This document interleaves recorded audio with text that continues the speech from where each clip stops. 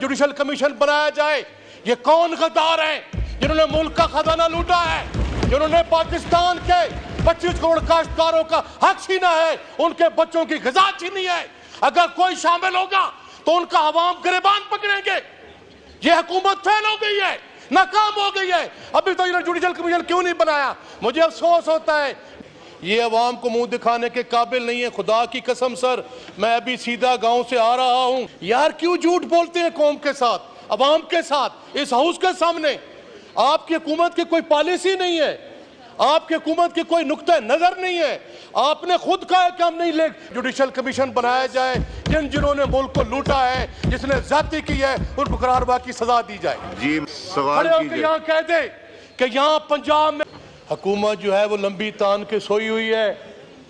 ये मैं समझता हूँ इनको कोई होश हवास भी नहीं है। अवाम का अगर मैंडेट लेके आते तो ये अवाम को मुंह दिखाने के काबिल होते।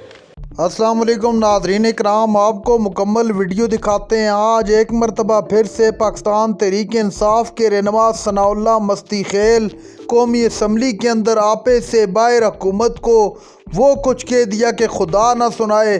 सनाउल्लाह मस्ती खेल ने कहा कि ये लोग फार्म 47 के नाजायज़ तरीके से सहवान में बैठे हैं।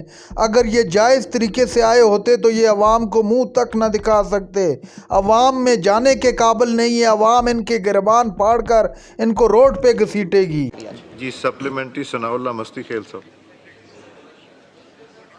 हाँ जी सनाउल्लाह मस्ती खेल साहब। जनाब स्पीकर, मैं आपका शुक्रगुजार हूँ। मिनिस्टर साहब ने जवाब दिए, मैं रोऊं, मैं सर पीटूं, मैं क्या करूं? काश्तकार का कोई पुरसान हाल नहीं है। हुकूमत जो है वो लंबी तान के सोई हुई है। ये मैं समझता हूँ इनको कोई होश हवास भी नहीं है। इनका मैं समझता हूँ कि ये अवाम का अगर मैंडेट लेके आते तो ये अवाम को मुंह दिखाने के काबिल होते।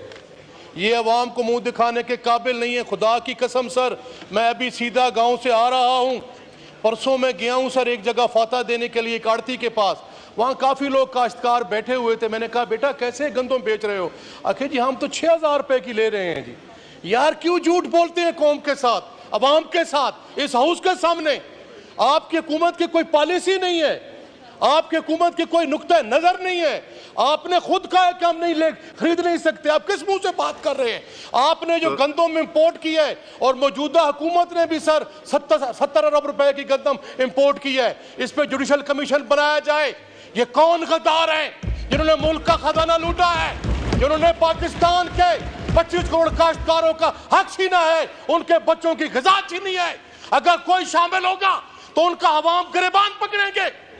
ये हुकूमत फेल हो गई है, नाकाम हो गई है। अभी तो इन्होंने जुडिशल कमीशन क्यों नहीं बनाया? मुझे अफसोस होता है, मेरा भाई मिनिस्टर साहब यहाँ आया हुआ है, टाई लगा के बैठता है, बात करके चले जाते हैं, कोई पुरसाने हाल ही नहीं। सवाल रोना आता है हमें खुदा की कसम। सवाल जमींदार का बेटा है, वकील बन गए हो तुम। यार तुम हक की बात तो करो।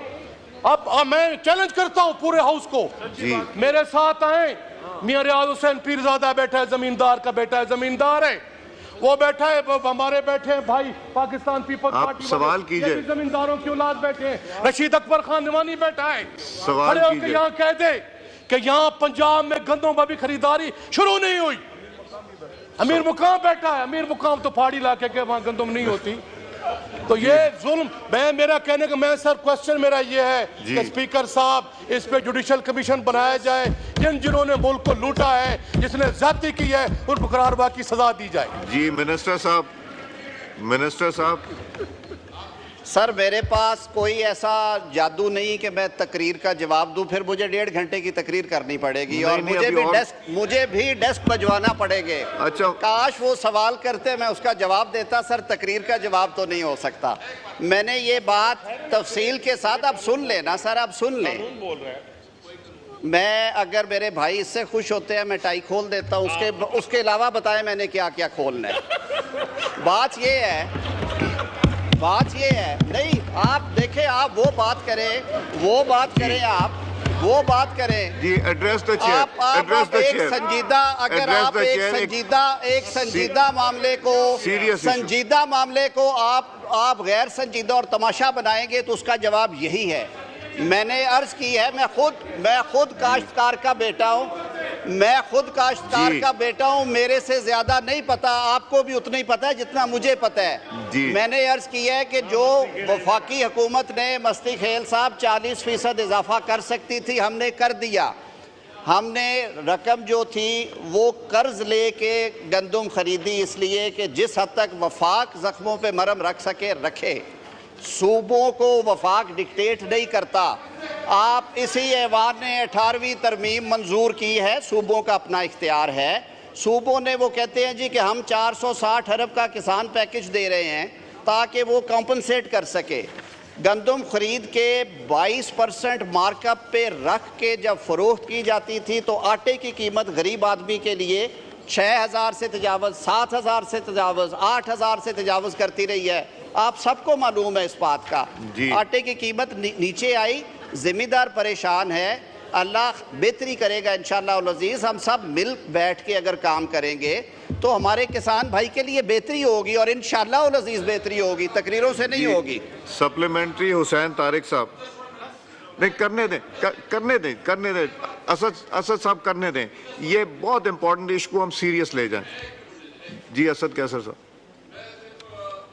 منسٹر صاحب سے اتنی ریکویسٹ کرتا ہوں کہ آپ جوڈیشل انکوائری کیوں نہیں بناتی اس کے اوپر، تاکہ پتہ چل جائے نا، حقائق کا پتہ چل جائے کہ یہ جو ڈاکہ ڈالا گیا ہے. آپ اعلان کریں نا، اعلان کریں، پتہ چل جائے گا. جو بھی رسپانسبل ہے اس کے خلاف قانون کے مطابق سزا دینی چاہیے، کیونکہ جس نے اسکینڈل کیا ہے وہ قابل گرفت ہے. حسین طارق صاحب سپلیمنٹری. جی ان کا سوال لے لیجئے، اکٹھا جواب دے دیے. منسٹر صاحب کا مائک کھولیں. کو بھیجا ہے، آپ اس ایوان میں پہلے مسئلے حل کریں نا. انکوائری ہوئی، آپ کے سامنے اس کی ڈیٹیلز آئیں گی. اس کے بعد اگر جناب اسپیکر مناسب سمجھیں تو آپ پارلیمنٹری کمیٹی بنائیے گا.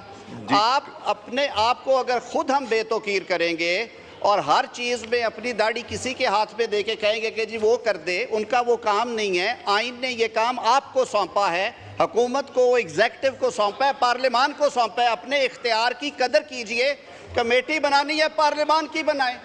ناظرین اکرام، آپ نے ویڈیو دیکھی. مستی خیل صاحب پاکستان تحریک انصاف کے رہنما ایک مرتبہ پھر اسمبلی میں آپے سے باہر ہو گئے اور اتنا کچھ کہہ دیا حکومت وقت کو کہ آپ لوگوں نے اس ملک کا ستیہ ناش کر دیا ہے. کسان کو جینے کے قابل نہیں چھوڑا. کسان کی کمر آپ نے توڑ کے رکھ دی ہے. جو اس نے فصل پر محنت کی تھی آپ نے عین وقت پر تمام محنت پر پانی پھیر دیا.